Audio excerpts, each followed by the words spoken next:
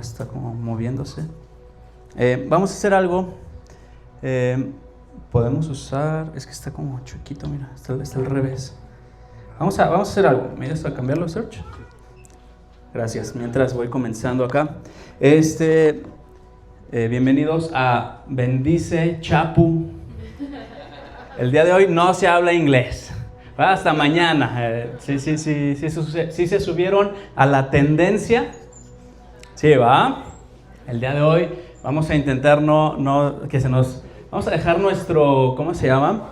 Nuestro whitexicanés a un lado. Hoy somos México, ¿va? Porque sabemos que no. Sabemos que es difícil, pero y sí. Imagínense que, ay, se me pone la piel chinita. Estamos más cerca que nunca de hacer historia como selección mexicana. Ojalá si estuviéramos por la iglesia, ¿va? Así como la Minerva está llena, el centro está lleno, el estadio, pagan miles de dólares. Ojalá si estuvieran las iglesias, imagínense. Eso sería, así, hagan ruido, venga. Que así estén las iglesias.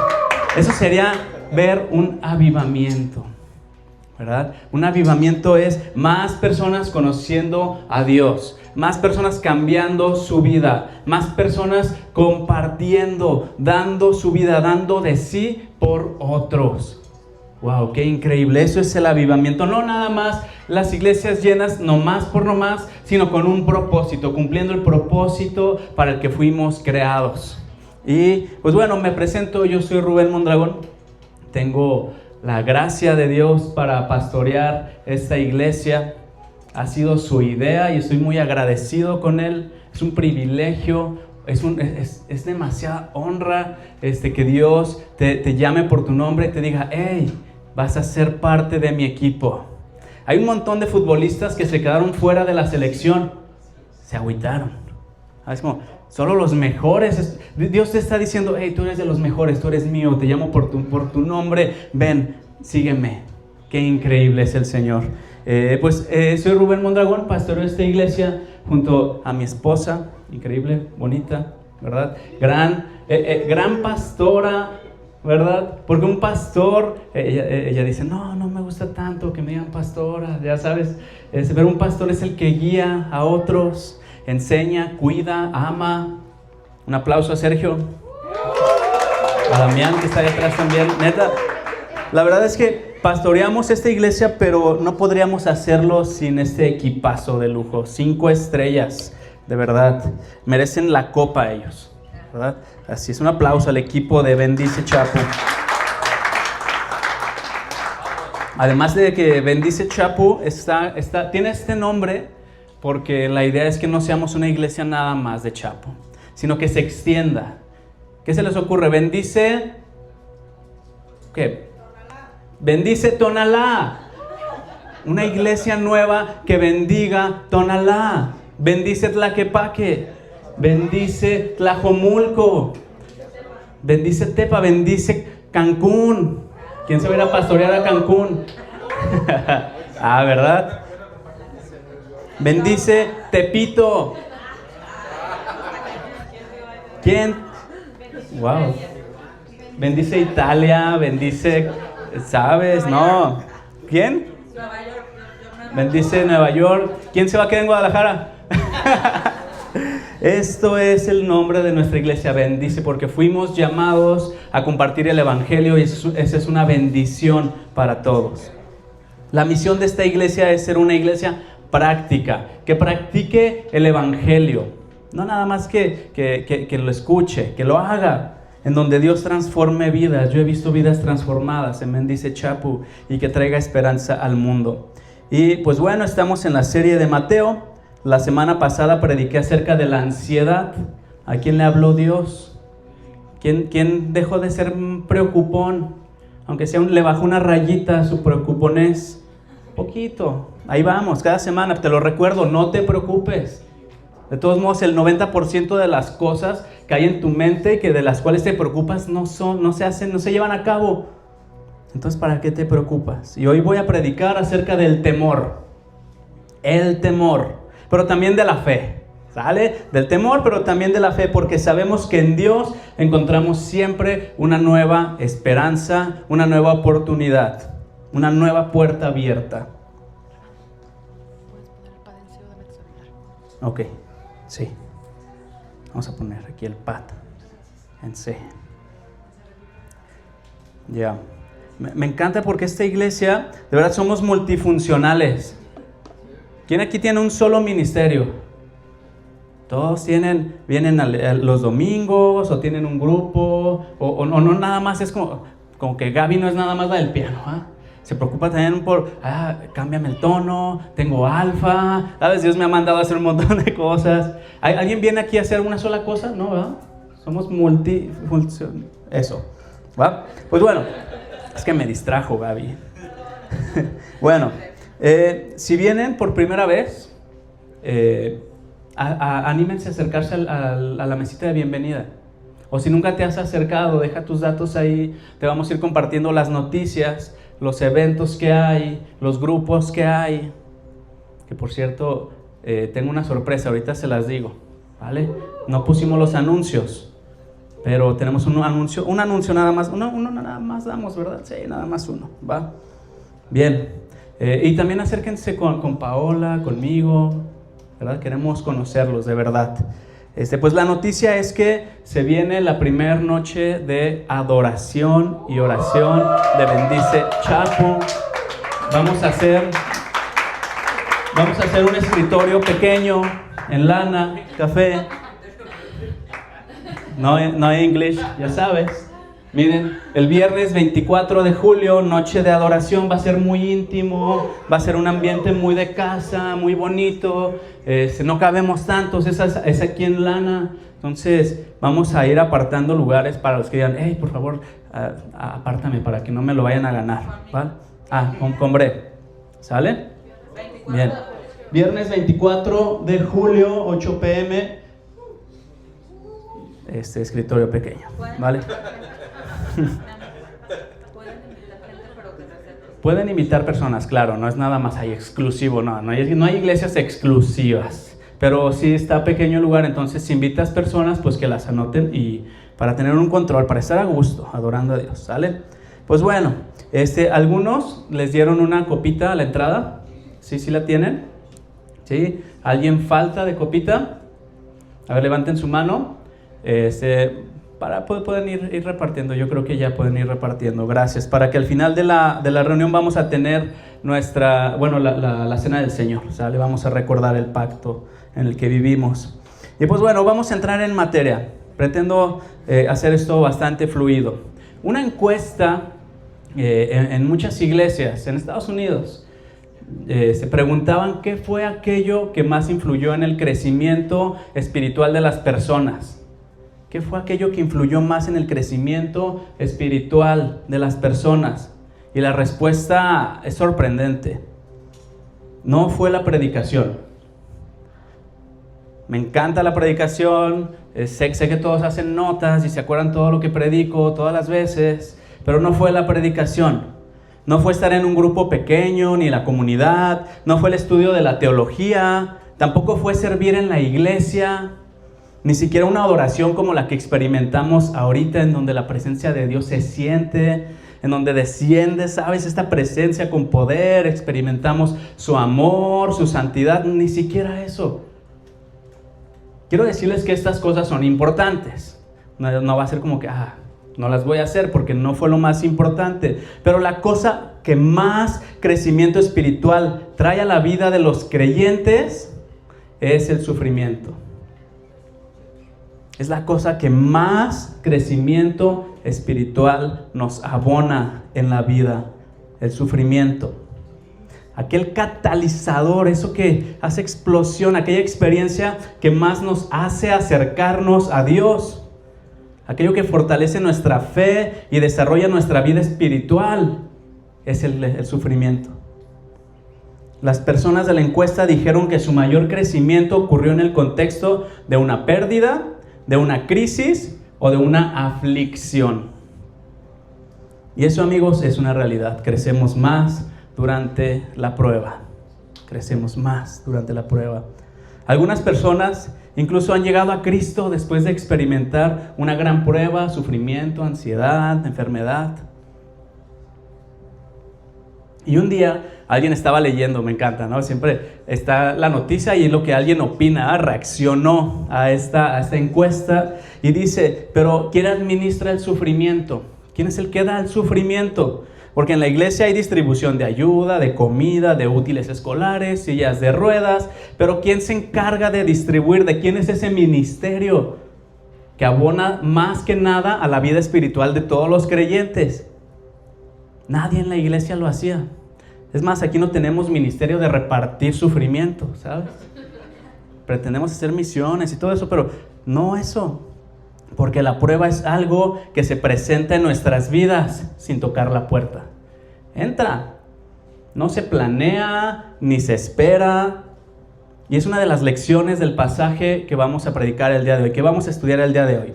¿Sale? Y este mensaje se encuentra en Mateo 8, del 23 al 27. Mateo 8, del 23 al 27. Va a estar en pantalla si no traes Biblia. Si traes Biblia, pues ahí está. Dice: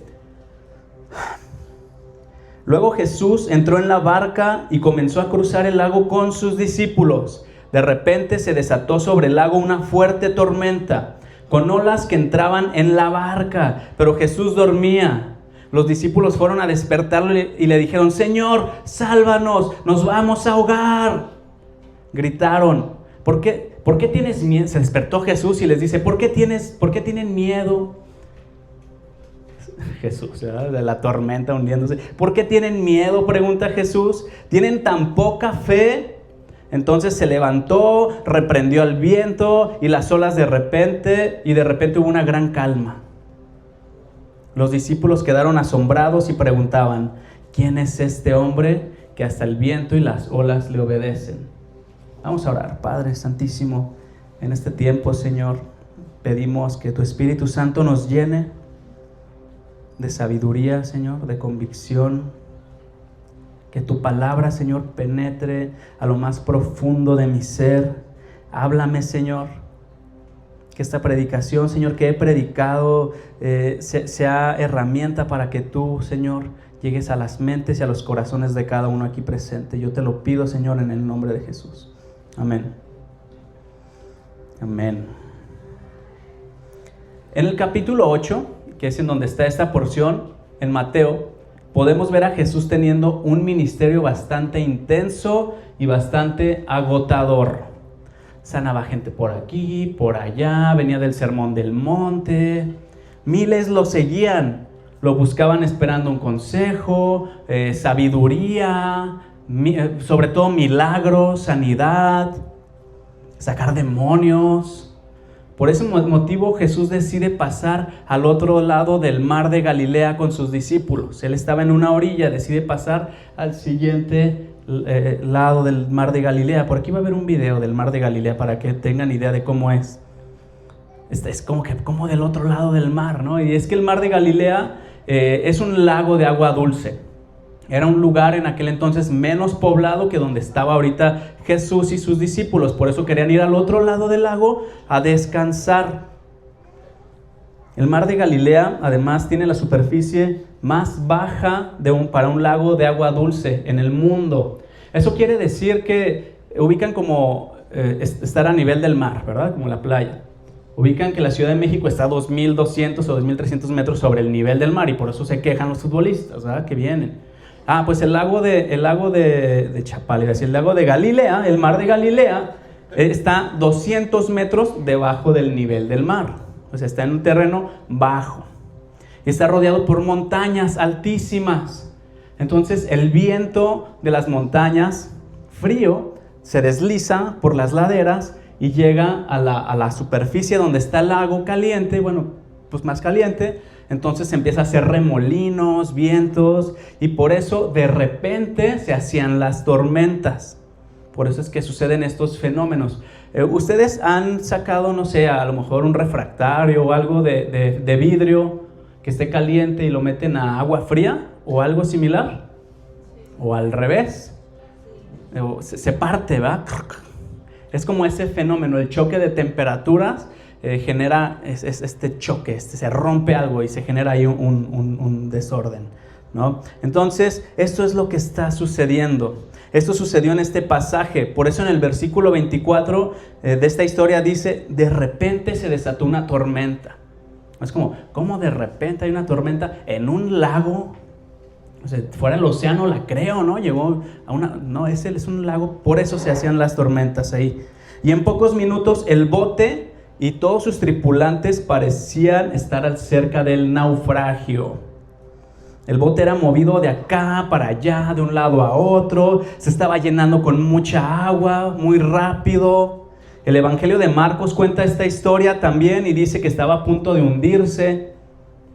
Y amigos, humanamente era una situación de mucha angustia. Hace unos años estábamos en el mar, en la playa, y fuimos a dar un tour de playas, ya sabes, en el botecito, y de repente había un norte que le llaman ahí como por el centro de la República, que era como tormentas, y empezó a llover, y ahí vamos, Bre, y Rana, Lina, y vamos en el bote y empieza la tormenta, entonces el bote se hacía de acá para allá, de verdad, estaba feo. Y no era nada comparado con cómo estaban estos discípulos y Jesús. De verdad, era algo muy angustioso. Y hoy he preparado 5 puntos para enseñar acerca de la naturaleza de las pruebas.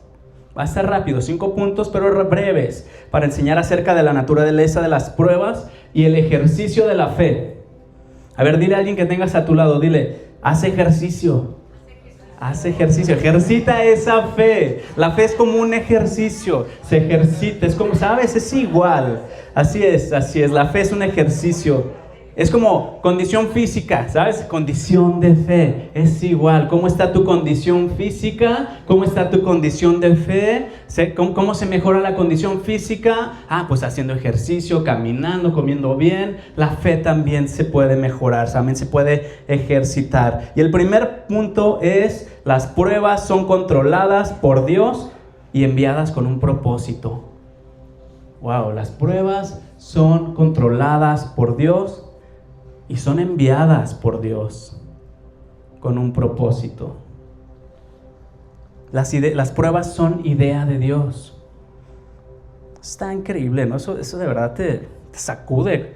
O sea, las pruebas pasan primero por la mente de Dios antes de llegar a tu vida. No son accidentes, sino que forman parte del cuidado soberano de Dios sobre nosotros, sus hijos. Así nos cuida. Ahorita vamos a avanzar. No me gustaría que lo veas como, es que Dios es el causante de mis desgracias. No lo veas así, no es así. Más bien con esta predicación yo busco que sepas que ninguna prueba puede llegar por accidente. Todas tienen algo atrás, ¿va? Nuestro Padre en el cielo las conoce, las gobierna y las usa para cumplir su propósito en nosotros. Él usa las pruebas para cumplir su propósito en ti y en mí. A ver, si le creemos a Dios cuando dice en Romanos 8:28, y sabemos que a los que aman a Dios, todas las cosas les ayudan para bien. ¿Sí le creemos o no? Todas las cosas son todas las cosas. Juan Calvino, teólogo reformado, dijo, nada ocurre fuera de la providencia de Dios. Nada ocurre fuera de la providencia de Dios. Dios tiene el control absoluto de todo lo que pasa en el universo. Todo lo que pasa. Miren, si vamos a Marcos 4:35, Él nos está contando la misma historia, pero desde la perspectiva de Marcos. Y por ahí se dice que Pedro, el apóstol, fue el que le contó las cosas a Marcos para que Marcos las escribiera. Entonces ahorita podría parecer que estamos viendo las cosas desde la perspectiva de Marcos. En Marcos 4:35 dice, al atardecer Jesús dijo a sus discípulos, crucemos al otro lado del lago. ¿De quién fue la idea de subirse a ese bote? De Jesús. ¿Quién dijo crucemos al otro lado del lago? Fue idea de Jesús. El responsable de que estuvieran metidos en ese bote y que cayera la tormenta era Jesús. Entonces déjame decirte que las aflicciones no son una señal de que estás fuera de la voluntad de Dios. Es que no hice los planes de Dios, por eso me pasaron estas cosas. O al revés, ay, es que estoy en la voluntad del Señor, ¿por qué me pasa esto? ¿Sabes? En este caso estaban caminando en la voluntad del Señor. Estaban siguiéndolo. Los discípulos estaban haciendo la voluntad de Jesús. Ellos se metieron al bote. Jesús no les dijo, órale, métanse. No, ellos se metieron, estaban siguiendo a Jesús. En este caso la tormenta les llegó porque estaban siguiendo, porque eran seguidores de Jesús. Y a ver, pregunta fácil, ¿quién fue el responsable de que se levantara la tormenta? El clima, ¿no? La baja altura, la madre naturaleza, que le llaman, todas las anteriores, la temporada. Esa será una explicación natural y lógica, ¿verdad? Pues sí, pues es que ahí pasan esas cosas, fue una coincidencia. Pero ¿cuál sería la explicación teológica? Miren, vamos al verso 27 de Mateo 8, que dice, cuando los discípulos dicen, ¿quién es este hombre que hasta el viento y las olas le obedecen? Ahí está la prueba de que fue Jesús. Sí, sabíamos que era Jesús, pero ahí está la prueba. Hasta los vientos y las olas le obedecen. Y así como Jesús calmó la tormenta, es Dios también quien tiene la autoridad para decirle a los vientos, sopla. Sopla sobre ellos. Sopla. Por otro lado, el texto dice que Jesús estaba dormido. Y sí que estaba muy dormido, o sea, la tormenta, el agua, nada lo estaba despertando. ¿Se acuerdan que Jesús viene de un ministerio muy agotador, verdad? Seguramente venía muy cansado. ¿Quién de aquí ha estado en misiones? ¿Quién de aquí ha servido un día alfa? ¿Cómo son los días alfas para los servidores? ¿Quién se ha salido a evangelizar, a orar por las personas, a compartir el mensaje? Es algo muy cansado. Imagínate el ministerio de Jesús. Su cuerpo estaba realmente cansado. Me encanta. Entonces la tormenta iniciaba de repente y Jesús, la única esperanza de los apóstoles, estaba dormido. Ya me voy a dormir. Corte, empieza a llover. No, los apóstoles comenzaban a perder el control, comenzaban a creer que ni con toda su experiencia de marineros la iban a librar, pero todo eso, amigos, había sido orquestado por Dios antes, con un propósito. Nada de lo que ocurre en el lago lo toma por sorpresa, por eso se fue a dormir, ¿verdad? Esto no se va a hundir, él sabía. Y déjame decirte algo muy importante, iglesia, cada una de las pruebas nacen en el trono de Dios. Cada una de las pruebas que hemos enfrentado nacen en el trono de Dios. Así es. De nuestro Dios el Todopoderoso. Nada se sale de su control. Nada se le va. Nada. Job no dijo, Dios dio, el diablo quitó. No, ¿verdad? Él dijo, Dios dio y Dios quitó. Tampoco somos víctimas de un destino ciego, de una marejada, no. Estamos en las manos de un Dios lleno de sabiduría, lleno de poder y lleno de bondad, que controla todas las cosas para su gloria y para el bien tuyo y para el bien mío. Y si el día de hoy estás en una tormenta, tengo una buena noticia para ti. Dios fue el que te metió en ese bote y Dios es el que va en ese bote y Dios es el que te va a sacar de ahí. Pero saldrás y no serás el mismo hijo de Dios. Serás un hijo, una hija más fuerte, más valiente, con un corazón y un espíritu que ha visto a Dios y es testigo de su poder al salir de la tormenta. Es Él el que te está diciendo, te voy a llevar al otro lado. No te voy a dejar en medio para que te ahogues, te voy a llevar al otro lado. Va a haber tormentas, sí, habrá oscuridad, sí, tus habilidades no van a bastar, tus fuerzas se van a debilitar, tu paz va a desaparecer por completo, pero yo voy en el bote, dice el Señor. Y aunque tú ves que yo estoy dormido, aunque parezca que no estoy haciendo nada, dice Jesús, yo tengo el control, dice el Señor, y no voy a dejar que te hundas, porque yo, el Señor, estoy contigo. Yo, el Señor, estoy contigo. Alguien más tiene que decir amén a esto. Así es, el Señor está contigo. Y Jesús calma el viento y el mar porque tiene autoridad sobre ellos. Así es el Señor. Y eso quiere decir que las tormentas no están fuera de su control. Es la prueba de que no están fuera de su control. ¿Conocen la historia de José el soñador? ¿Sí? Está en el libro de Génesis. Él no sabía el final de la película cuando fue arrojado a la cárcel de manera injusta. Pero Dios sí sabía y eso es suficiente. ¿Alguien no la conoce? A ver, levante la mano si no la conoces. Está bien no saber todo. ¿Ok? Todos la conocen. Bien. Bueno, pues entonces seguimos, ¿verdad? Pero la vida de José el soñador estaba en las manos de Dios y terminó gobernando Egipto. Un judío gobernando Egipto de la mano del faraón. Él estuvo en la cárcel y no sabía que en eso iba a terminar su vida. Pero él sabía que Dios estaba con él. Él creía en Dios, él confiaba en Dios y el Señor lo levantó. ¿Por qué no le damos un fuerte aplauso al Señor por lo bueno que es? Él sabe el final de la película. Otra cosa que el pasaje de hoy nos enseña es que las pruebas suelen llegar sin previo aviso. El primer punto, ¿cómo se llamó? Las pruebas vienen por un propósito. Y ahora llegan sin previo aviso. Las pruebas llegan sin previo aviso, así es. Nadie está como que, a ver, estoy listo. Señor, échame una. ¿Ah? Las pruebas, las tormentas llegan sin previo aviso. En el verso 24 encontramos un de repente. Las pruebas llegan a nuestra vida así, sin avisar. Se instalan, ¿verdad? Bien a gusto. ¿Qué onda tú qué? En tu cama, a ver.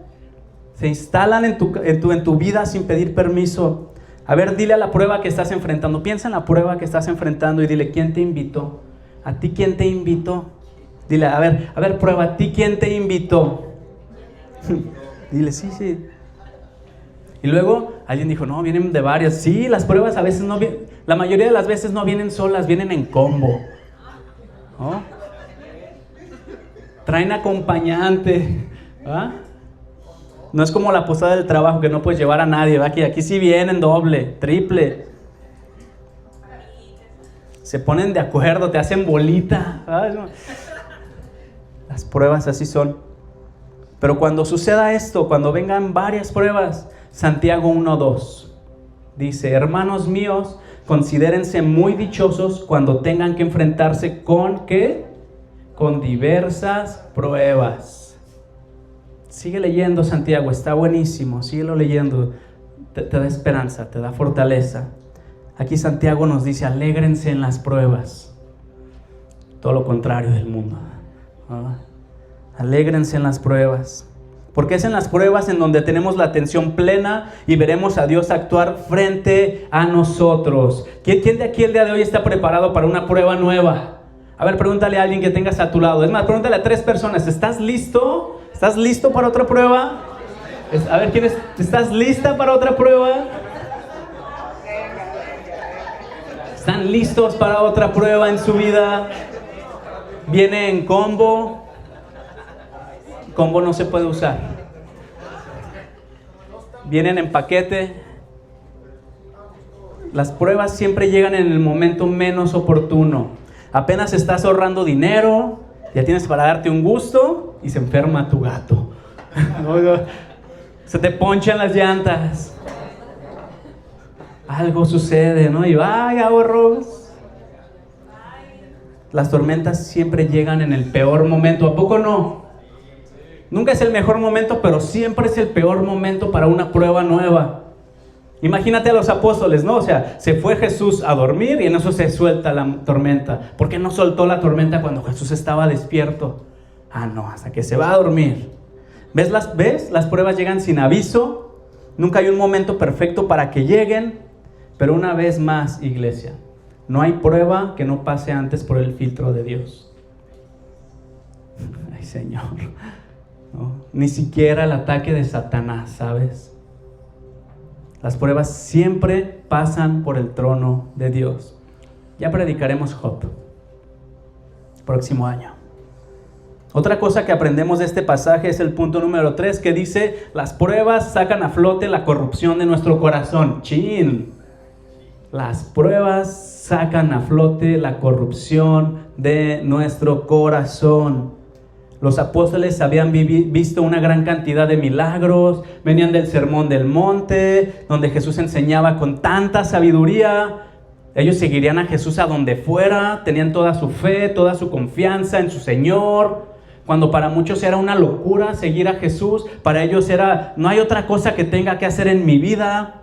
En ese momento de subir al bote seguramente iban como: somos unos super cristianos, sí, somos super cristianos, estamos llenos de fe, vamos con el Señor de señores y Él hace milagros, levanta muertos, ¿sabes? Él hace todo. Pero, ¿en verdad qué tan fuerte era su fe? Solo podríamos saberlo en medio de una tormenta. Porque, amigos, es en medio de las pruebas que conocemos el mundo, el estado real de nuestra alma. En la prueba conocemos el estado real. Es como las pruebas son un escáner. Nuestra fe tiene que ser probada por fuego, dice la Biblia. Primera de Pedro 1:7 dice que las pruebas demuestran si nuestra fe es auténtica. Eso dice Pedro. Claro, él vivió eso en el bote. Él sabía de eso. Cuando se purifica el oro, a lo mejor ya lo saben muchos, se somete a altas temperaturas. Entonces le aplican tanto calor que se funde y el oro más puro se queda hasta abajo y las impurezas se queman o se quedan arriba y es fácil ya separarlas. Y eso, queridos, es lo que produce el fuego en la prueba. Ahí se separa lo que se purifica nuestra alma, pero también sale porquerías. Se queman, ¿sabes?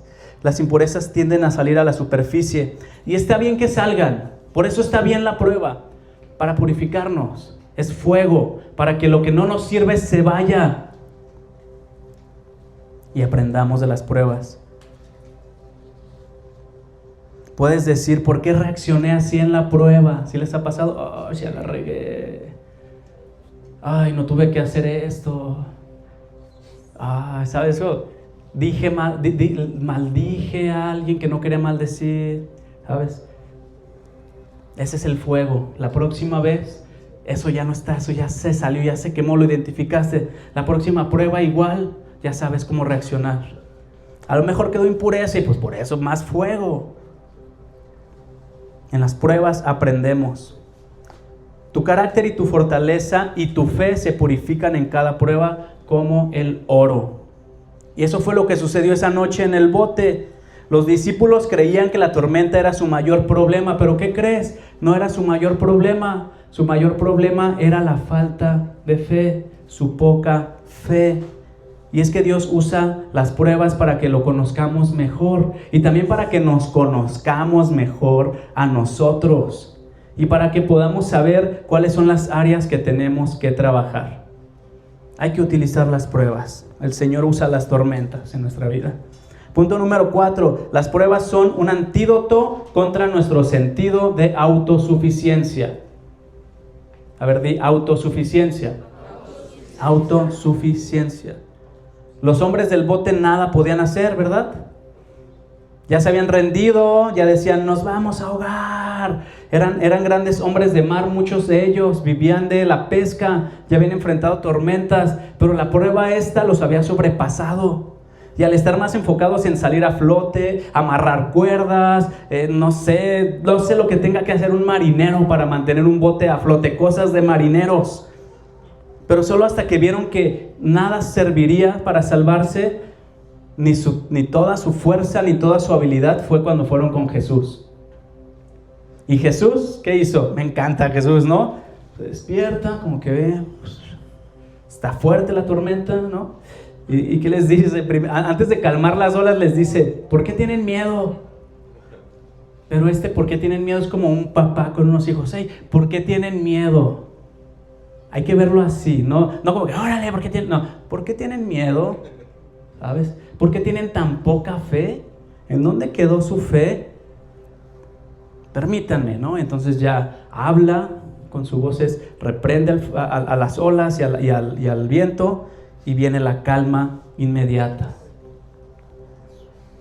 ¿Qué hubiera pasado si en cuanto empieza la tormenta van y despiertan a Jesús? Mínimo se hubieran ahorrado un sustazo. Mínimo, ¿sabes? Pero no, hasta que ya no podían, fue, así somos, ¿verdad? Hasta que ya no podemos, hasta que nuestras fuerzas no podemos, hasta que la ayuda que buscamos no se puede, hasta entonces es como, ay, ahora sí, voy a Dios, voy a Alfa, voy a la iglesia. Bueno, ¿sabes? Así somos.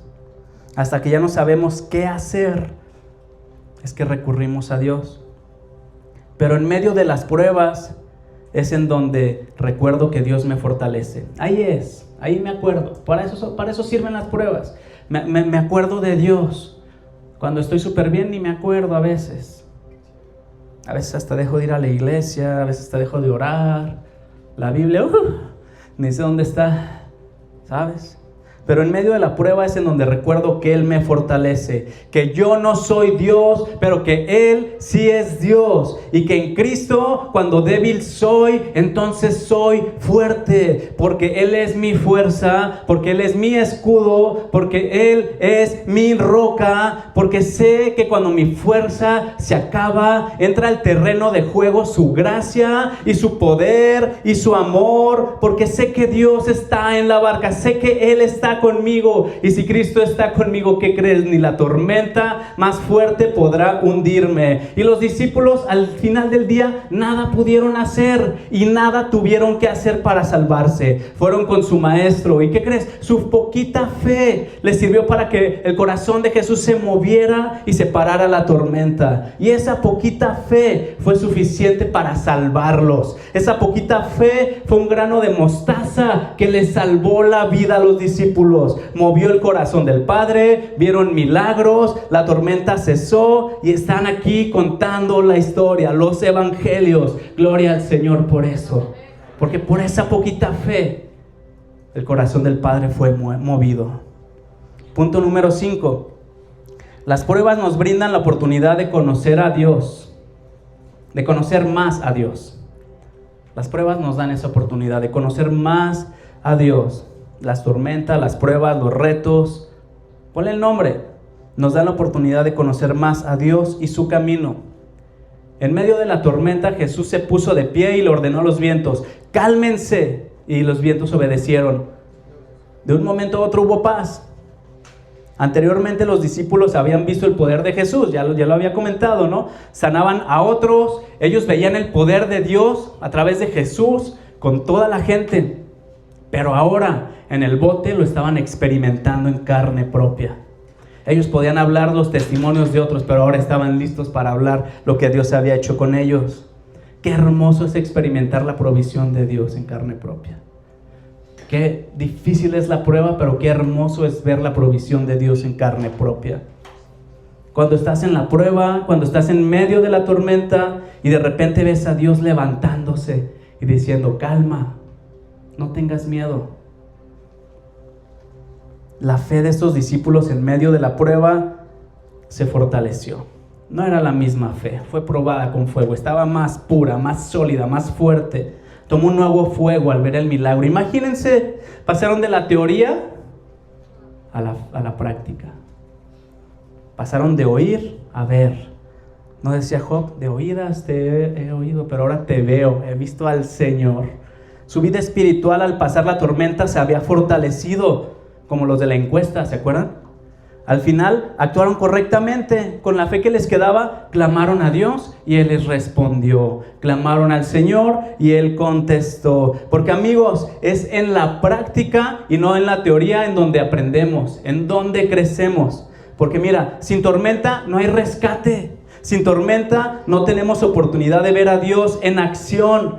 Y amigos, créanme que Dios no va a desperdiciar ninguna tormenta. Y cuando ves a Dios actuar en tu vida, tu relación, tu fe, tu vida de fe cambia, se fortalece. Ahora tu historia forma parte de las maravillas que Dios ha hecho. ¡Qué increíble! Tu historia ahora forma parte de las maravillas que el Señor ha hecho. Algo así como cuando lees la Biblia y dices, ¡wow! wow, partió el mar, sanó a no sé cuántos, ¿no? Dices, wow, qué maravilloso es. Pues ahora ves tu historia y dices, wow, qué sorprendente. Lo había leído, pero ahora lo estoy viviendo. Y ese es el Señor, ¿no? Al que adoramos con todo, al que decimos, qué maravilloso eres. Por eso, alégrate en la prueba. Alégrate en la prueba, porque es ahí en donde veremos su poder, su magnífico poder. Y ahí es en donde nuestra vida espiritual dará un paso adelante. Ahí es en donde vamos a crecer. ¿Cómo vamos? ¿Bien? ¿Están durmiendo? Échense un cafecito. ¿No? ¿Un Red Bull? ¿Un Red Bull con café? Está probado. Bueno, vamos a hablar de la fe. Ya estoy terminando casi. No estoy concluyendo, pero ya estoy terminando casi. ¿Va? Si nos ponemos en los zapatos de los apóstoles, podríamos decir, sí, qué miedo. No, qué miedo. Ahí estaba un video hace rato, se veía como el botecito en medio de... Es más, podríamos decirle, Jesús, sí, qué miedo, ¿no? O sea, sí estaba de miedo. Sí. No lo regañes, ¿no? Pero ya vimos que no fue regaño, fue como que, hijos, no tengan miedo. ¿Por qué tienen miedo? Aquí estoy, ¿no? Sí estaba de miedo. Pero déjenme decirles una verdad. Hoy no tiramos factos, hoy tiramos verdad, ¿ok? La verdadera fe rehúsa, anótalo, la verdadera fe rehúsa dejarse controlar por el miedo. La verdadera fe rehúsa dejarse controlar por el miedo. Jesús les está diciendo, ¿por qué reaccionas de este modo? ¿Por qué tienes miedo? ¿Que no se subieron al bote con un montón de fe? ¿En dónde quedó? No quiere decir que esté mal tener miedo, No está mal, siempre y cuando ese temor nos lleve a Dios, nos lleve a Jesús. Los apóstoles, en el momento que despertaron a Jesús, ya les quedaba poquita fe. Y el Señor tomó esa poquita fe e hizo un milagro grandísimo, del tamaño de ese lago, imagínate. Poquita fe, todo el lago, miles y toneladas de agua calmadas. Yo me imagino algo así. Subimos al bote con 100% de fe. Allá vamos. ¿Quién tiene 100% de fe? Ahorita, venga. Si no, ahorita lo recargamos con de fe. Viene la tormenta, ¿no? Confiamos. Viene la tormenta, ¿ok? Confiamos en... hay que bajar las velas para que no se mueva tan feo el bote. Amárrenlas bien. 20% de fe. Lo usamos, ¿verdad? Nos queda 80%. Después vemos que eso no funciona. Decimos, no, pues bajen el ancla. Estoy inventando cosas de marinero, ¿no? 20% de confianza en el ancla nos va a salvar. Bájenla, amárrenla bien.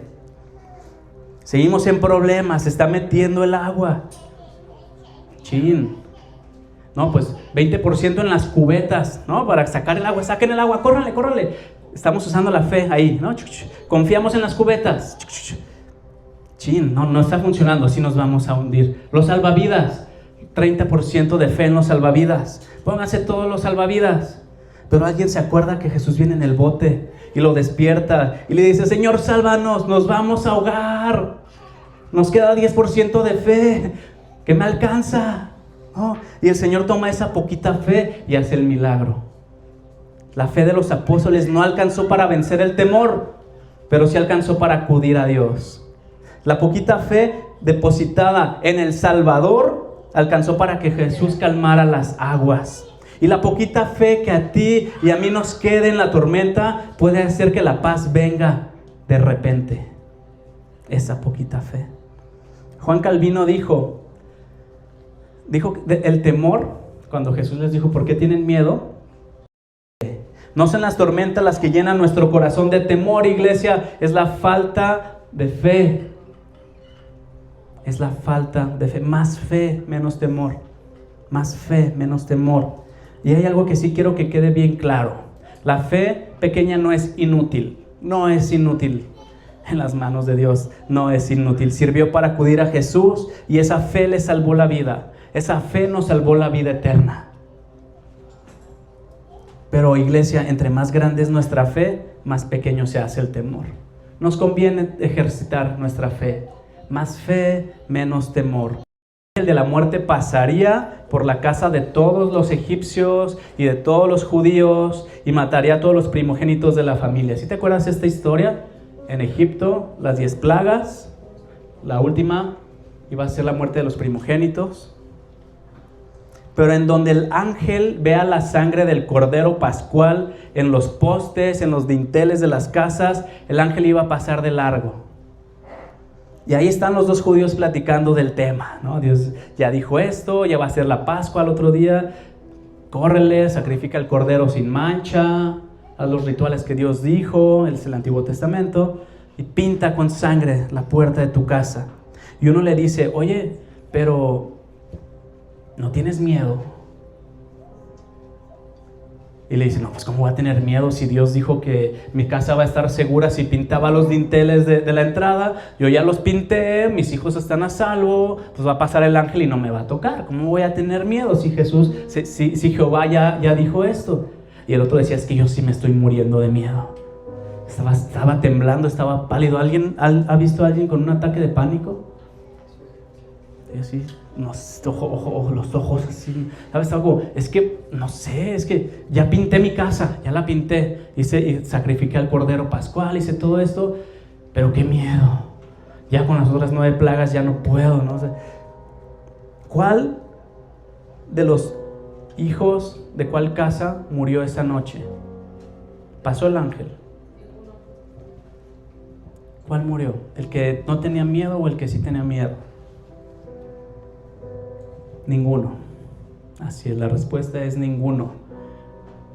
Porque la razón por la que el ángel de la muerte no podía tocarlos no era por la calidad ni por la intensidad de su fe, sino por la sangre del cordero. Amigos, una fe pequeña en la sangre del cordero puede salvará al pecador de la condenación eterna. Y una fe pequeña puede librar al creyente en medio de las pruebas. La fe pequeña es eficaz siempre y cuando la depositemos en Jesús, en el Señor. Dios no nos prometió una vida libre de pruebas, no lo hizo. Pero Él nos asegura que cada una de las batallas de la vida que ha llegado a nuestra vida, cada una de las batallas que ha llegado a nuestra vida, viene con un propósito sabio y santo. Ya sea en medio de la calma o en medio de la tormenta, Él cuidará de nosotros hasta que estemos seguros en sus brazos, en su santa y en su bendita presencia. Así es. Y el día de hoy vamos a orar, vamos a adorar y vamos a volver rápidamente con la cena del Señor, donde recordamos esto, justamente la Pascua, la sangre del Cordero derramada para que tú y yo tengamos una vida eterna. Vamos a adorar al Señor. Con todo Dios cantaré.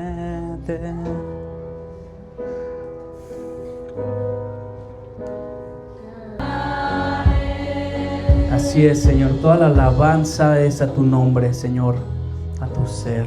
Gracias, Padre. Y gracias porque tú has tenido un plan increíble. Todos ya tienen sus elementos de la cena del Señor. ¿Todavía quedan elementos por ahí? ¿Sí? Pueden repartirlos aquí también para el equipo, ¿vale? Que alcance para todos. Y el Señor dijo, antes de ir a la cruz, antes de ser capturado, Él dijo, preparen la mesa para celebrar la Pascua. Quiero celebrar la Pascua con ustedes. ¿Se acuerdan? Jesús dijo, quiero celebrar la Pascua con ustedes por última vez. Y los discípulos no sabían qué estaba sucediendo. ¿Cómo que por última vez? Jesús sabía que iba a ser sacrificado en unas horas, ¿no? Y en esta última cena de Pascua cambió un poquito las líneas a las cuales estaban acostumbrados. Él llegó y dijo, yo soy el Cordero de Dios. Este pan representa mi cuerpo.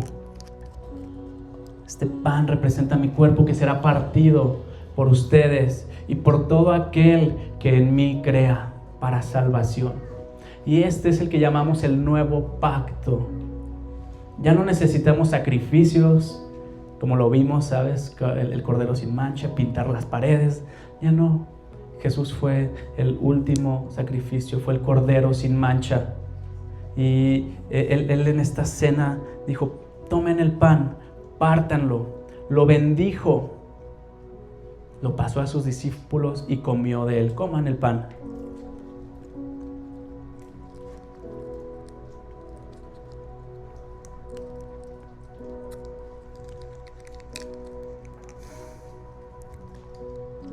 De la misma forma tomó la copa de vino, la mostró, la bendijo y le dijo a sus discípulos, esta copa representa mi sangre que va a ser derramada. Y con esta sangre sello el... Nosotros adorándole, todos los cristianos de todas las temporadas, de todas las, ¿cómo se llaman? Las generaciones. Imagínense eso, cientos y miles y millones de almas adorando al unísono al Señor. Así que iglesia, terminamos el día de hoy. Vamos a despedir esta reunión con un aplauso que llegue hasta el cielo, un aplauso que le rinda homenaje a nuestro Dios, un aplauso que llegue a Él. Listo. Ya se acabó, ¿sí? Vamos a